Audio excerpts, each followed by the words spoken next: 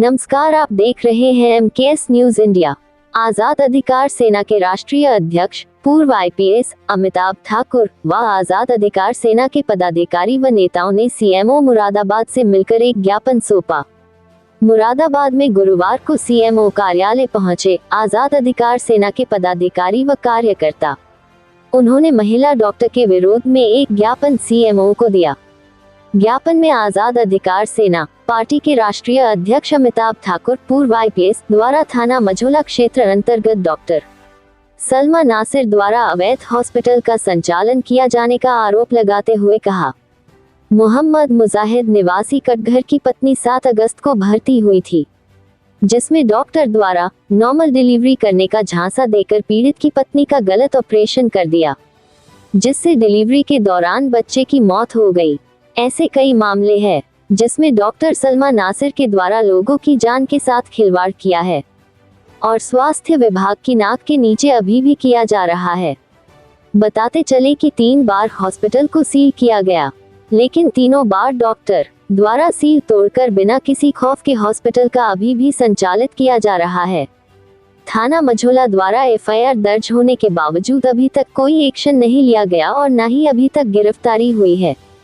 इस दौरान राष्ट्रीय अध्यक्ष अमिताभ ठाकुर ने कहा कि ये तीनों बार सील तोड़ने की हिम्मत बिना सरकार के संरक्षण के नहीं हो सकती और इसकी दोबारा जांच कर कार्रवाई की जाए, जिससे भविष्य में किसी की जान के साथ ऐसे झोला छाप खिलवाड़ ना कर सके। अमिताभ ठाकुर ने मीडिया से बात करते हुए कहा कि मांग पूरी न होने पर आजाद अधिकार सेना धरना प्रदर्शन करने पर मजबूर हो जाएगा। उसके बाद राष्ट्रीय अध्यक्ष अपने कार्यकर्ताओं के साथ थाना मझौला पहुंचे, जहां उन्होंने पीड़ित की ओर से एफआईआर दर्ज करने की मांग की। इस मौके पर आजाद अधिकार सेना के जिला अध्यक्ष मीसम जैदी, मंडल अध्यक्ष जरीफ मिर्जा, खीज़र गोस, प्रदेश महासचिव मुजाहिद खान, जिला संगठन मंत्री सलीम सिद्दीकी, सिराजुद्दीन, जिला मीडिया प्रभारी वाजिद अली एडवोकेट आदि लोग। देखिए, मुख्य बात यह है कि सलमा नासिर एक नर्सिंग होम यहाँ है मझौला थाना क्षेत्र में। पीड़ित पक्ष का कहना है कि वहाँ उनके जच्चा बच्चा की मृत्यु हुई, जो पूरी तरह से वहाँ की लापरवाही से हुई। यह एक पहलू। दूसरा पहलू, बिना किसी सरकारी आदेश के, बिना सीएमओ द्वारा लाइसेंस के वह चल रहा था। यह दूसरा पहलू। हम अभी उसी हद तक यहाँ आए थे।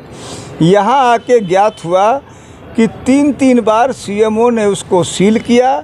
तीसरी बात, जैसा सीएमओ ने खुद स्वीकार किया कि वहाँ वेल्डिंग कराई गई, उसके बाद अब मालूम चल रहा है कि वो वेल्डिंग काट दी गई है और दोबारा उसको खोल दिया गया है। हमें 2 पत्र प्राप्त हुए हैं सीएमओ के, जो थानाध्यक्ष और एसएसपी को भेजे गए हैं, जिसमें इन दोनों प्रकरणों में एफआईआर की मांग है। सीएमओ ने एसएसपी को लिखा एफआईआर के लिए, इसके बाद भी अब तक एफआईआर नहीं हुई है और 3 बार इनके द्वारा लगाया गया सील उसको तोड़ दिया गया है। यह पूरा संदर्भ बताता है कि मुरादाबाद में जो प्रशासन की स्थिति, पुलिस की स्थिति अत्यंत ही दयनीय है। निश्चित रूप से यहाँ की व्यवस्था भयावह है। सीधे सीधे ये घूसखोरी का, भारी घूसखोरी का मामला दिखता है, जहाँ बिना लाइसेंस के नर्सिंग होम चल रहा है। CMO, SSP, DM, commissioner, DIG सब की जानकारी में और यह सब चल रहा है। और सबसे बड़ी बात कि 3 बार सील करने के बाद वो काट दे रहे हैं उसको। यह स्थिति है। सर, आपसे मेरा सवाल है, ये एक पहले हॉस्पिटल का मामला नहीं है, बल्कि मुरादाबाद के अंदर देखा जाए तो हॉस्पिटल सील होते हैं और चंद दिनों के बाद खोल दिए जाते हैं। ये किस तरह का मामला है कि आखिर वो क्यों खोले जा रहे हैं?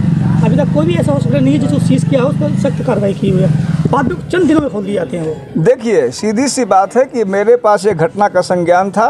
अब जब मैं आपके साथ आया हूँ, मैं जो मालूम किया है, तो मुझे सीधे सीधे ये एक रैकेट दिखता है, जहाँ पर जानबूझ के इनको सील किया जा रहा है, खोला जा रहा है। इसमें इस कार्यालय के अधिकारी, पुलिस के अधिकारी, प्रशासन के अधिकारी और जाहिर सी बात है कि नर्सिंग होम, और ये ज़िंदगी के साथ खुला खिलवाड़ है। हमारी पार्टी के हमारे जो साथी हैं, हम ऐसे सभी डाटा को कलेक्ट करेंगे, इसको हम डीजी मेडिकल हेल्थ के सामने ले जाएंगे और यदि उस स्तर से भी हमें न्याय नहीं मिलता है, इन गलत नर्सिंग होमों के खिलाफ कार्रवाई, उनको शह देने वाले अफसरों के खिलाफ कार्रवाई, एफआईआर, तो हम इस मामले को लोकायुक्त और हाई कोर्ट तक ले जाएंगे। तो क्या आश्वासन मिला सीएमओ कार्यालय में? सीएमओ ने मुझे यह बताया, उन्होंने 2 बातें बताई। एक तो बताया कि जो अब की वो काट दिया गया है उसको तत्काल उसको सील करवाएंगे, एक उन्होंने यह कहा है, और अब की पूरी कमेटी भेज के बनवाएंगे, एक तो उन्होंने मुझे यह बताया है। दूसरे उन्होंने मुझे 2 पत्र दिखाए हैं जो एसएसपी को भेजे गए हैं, और ये इस पूरे प्रकरण की गंभीरता को दिखाता है कि आखिर सीएमओ द्वारा एफआईआर दर्ज करने की जो अनुरोध है उसको यहाँ की पुलिस नहीं मान रही है। यहाँ की क्या स्थिति है इसको इस दयनीयता को दर्शा रहा है। हम इसके लिए अभी यहाँ के आईजी से मिलेंगे और इसमें एफआईआर की मांग करेंगे। Thank you. ताज़ा तरीन खबरों के लिए देखते रहें हमारा channel MKS news India. Channel को सब्सक्राइब करें, लाइक करें, बेल आइकन को दबाना ना भूलें।